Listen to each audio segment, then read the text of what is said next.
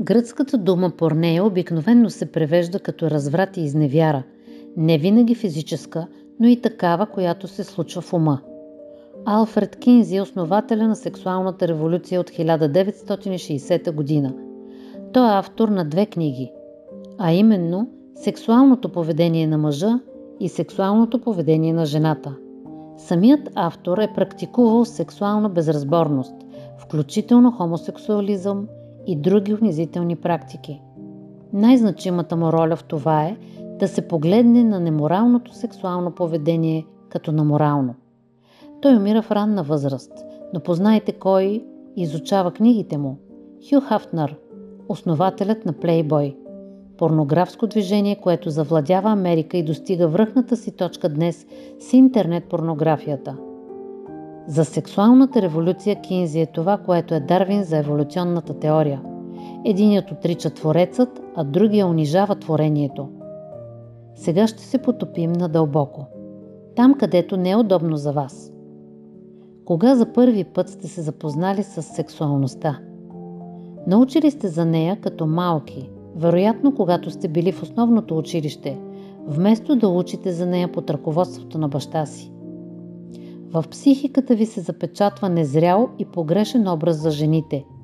Изследванията показват, че много от първите сексуални послания децата виждат преди 9-годишната си възраст.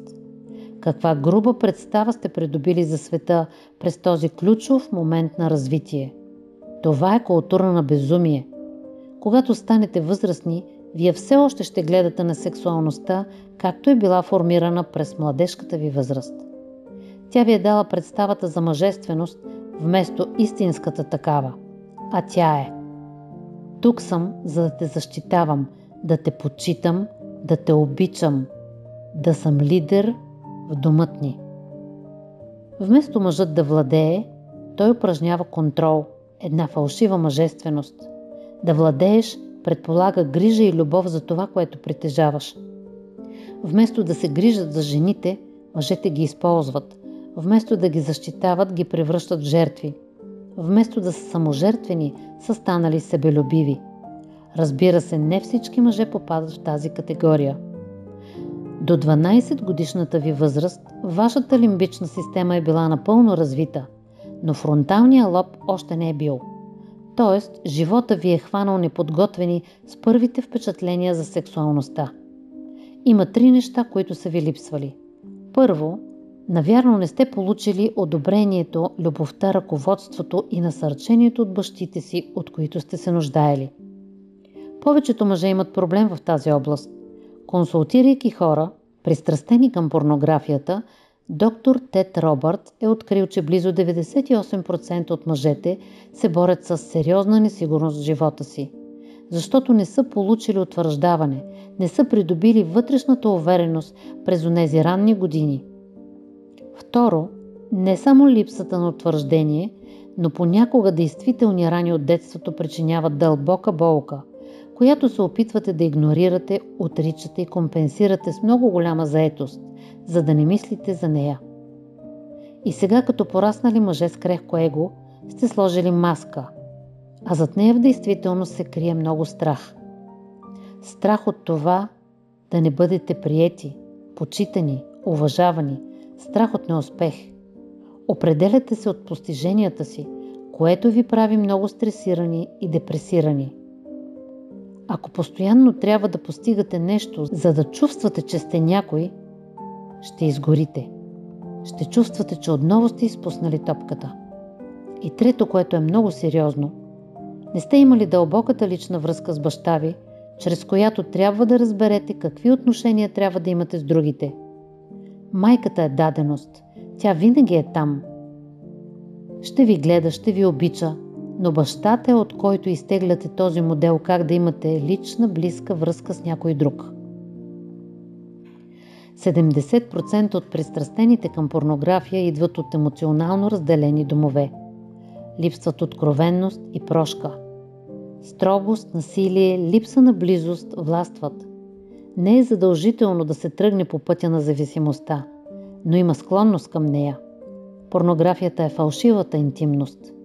Когато в живота ни липсват истински човешки връзки, порнографията запълва тази празнота. Днес живеем хиперсексуалната култура на 21 век. Целта на сексуалната интимност в брака е да опознаваш, да се свържеш и да бъдеш опознат. Съществуват различни видове интимност, която не е задължително да е сексуална.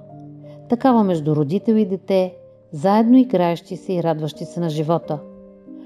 Или просто да бъдеш близък с някой друг, да споделяш мечтите си, мислите си и целите си. Имаме нужда от интимност. Жените говорим много за приятелство и се обграждаме с много приятели, с които обсъждаме и споделяме много неща, докато мъжете са по-резервирани към приятелите си. Скот Ристема казва, че мъжкият мозък е създаден за непознатото и необикновеното. Той е еднопистов, ориентиран към целта. Визуално пространствен, мозъкът и въображението могат да бъдат поле за похотливи фантазии. Мъжкият мозък обича и търси новостта. Красотата и голотата, която виждат, ги привлича, след което се увличат и преживяването става факт. И ефектът е обратен. Вместо партньора в брака да ви привлича, той започва да ви отдалечава. Повечето мъже гладуват за истинската интимност.